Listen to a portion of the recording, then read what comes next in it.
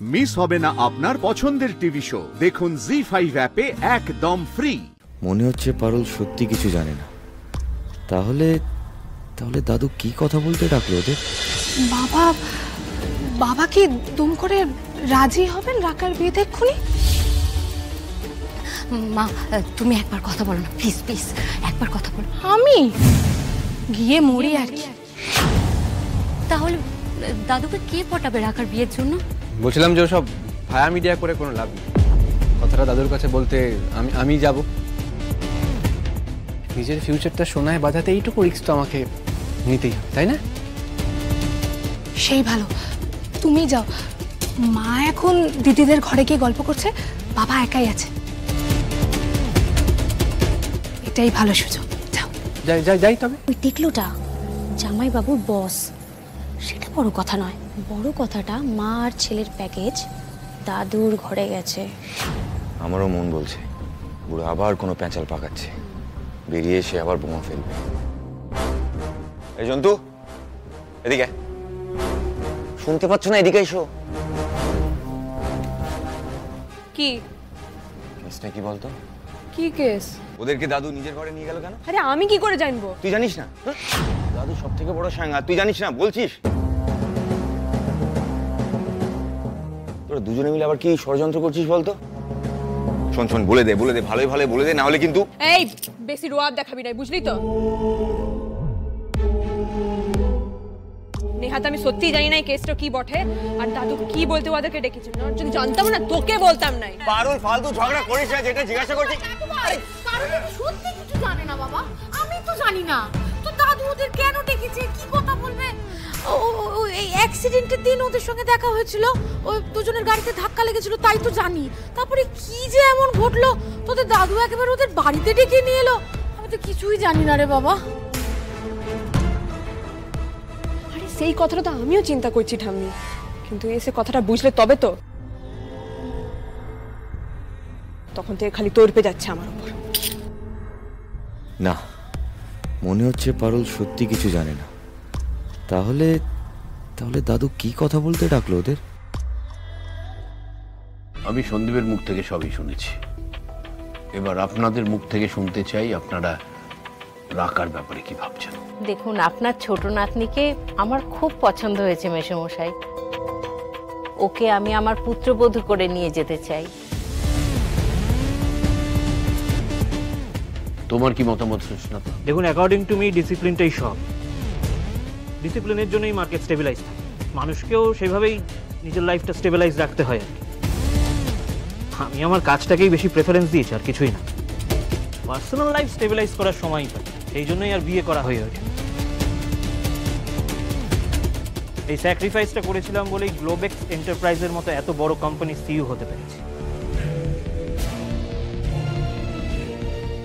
এখন মায়ের বয়স হচ্ছে, মা জোরাজোরি করছিল, তাই বিয়েতে রাজি হলাম। লেটস গেট ইট ডান। ডান মানে?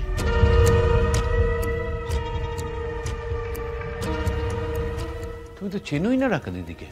দ্যাটস নট ইম্পর্টেন্ট, আমি চিনি কি চিনি না। আমি মানিয়ে নেব সেই গ্যারান্টি আমি দিচ্ছি। সংসার একটা প্রজেক্টের মতো। আমি অনেক বড় বড় প্রজেক্ট ডিল করেছি, অনেক টাফ এমপ্লয়ীদের হ্যান্ডেল করেছি। এসব আমার কাছে কিছুই না। সন্দীপ আমাদের পুরনো এমপ্লয়, মা ওকে ভরসা করে। উনি সুন্দরী, আপনিও খুব প্র্যাকটিক্যাল মানুষ। আই এম শিওর আপনার থেকেও ভালো শিক্ষাই পেয়েছে। And that's enough for this project. Project? বিয়ে করতে এসছে নাকি কাস্টমারের কাছে ডিল ক্র্যাক করতে এসছে বোঝা দেয়। কথা বলছে দেখ, কোনো ছিঁড়ি ছাড় নেই। দাদু আবার না রেগে যান।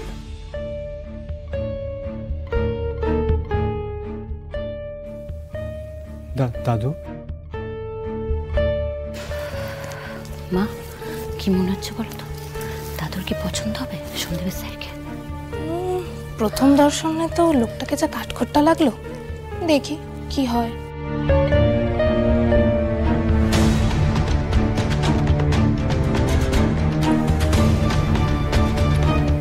কি হয়েছে? তোমরা সবাই ভাবে দাঁড়িয়ে আছো কেন? আর বলো না পৌশালী, হঠাৎ করে সন্দীপের বস তার মাকে নিয়ে হাজির হয়েছে।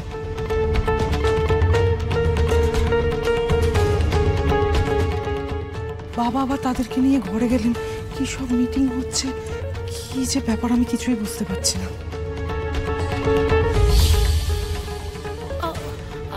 আমি কিছু জানি না, কিন্তু আমার দিকে অমন করে তাকিয়ে থেকো না। কি জানি বাবা, আবার কি ঝড় আসতে চলেছে।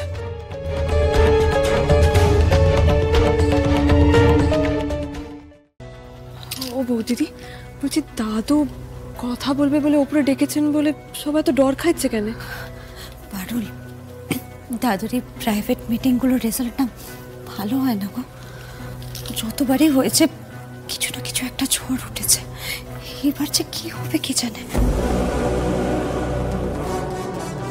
তোমাকে জামাই করে নিয়ে আসার সময় আমি ভেবেছিলাম তোমার মধ্যে একটা এক্স ফ্যাক্টর আছে, কিন্তু তুমি আমার সে আশায় জল ঢেলে দিয়েছো। হয়ে গেল, এই রোবটটা দিয়েছে কিলো করে, চাকরিটাও যাবে, এদিকে বাড়িতেও আমার যাতায়াতের পাঠ উঠলো বোধ হয়। কিন্তু তুমি আজ যাকে নিয়ে এসেছো তার মধ্যে সেই এক্স ফ্যাক্টরটা আছে। সুস্না তোকে আমার খুব পছন্দ হয়েছে।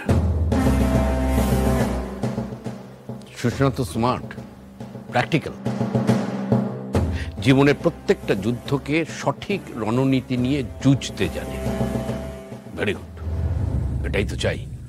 এতদিনে তুমি একটা কাজের মতো কাজ করেছো। আপনার নাতনি আমাদের বাড়িতে খুব ভালো থাকবে, আমার ছেলের সঙ্গে ওকে খুব মানাবে। জানি তো, I like you young man.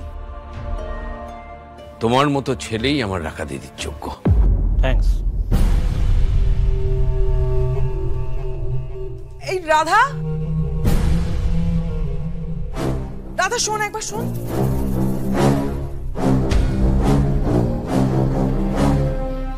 একটা কাজ কর না, একটু চা দেওয়ার নাম করে বাবার ঘরে যা তো, কি আলোচনা হচ্ছে শুনে না। যা যা যা।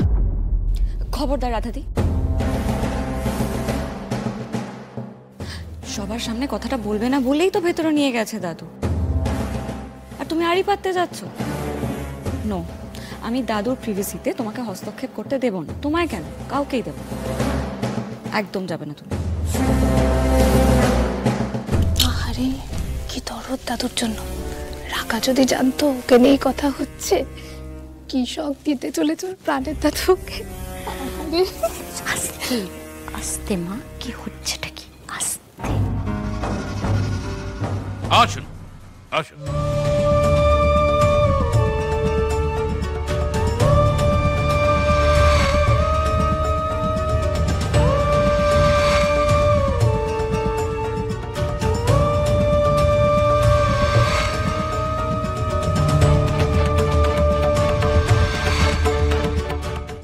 জি5 ডাউনলোড করুন আর সব এপিসোড দেখুন একদম ফ্রি।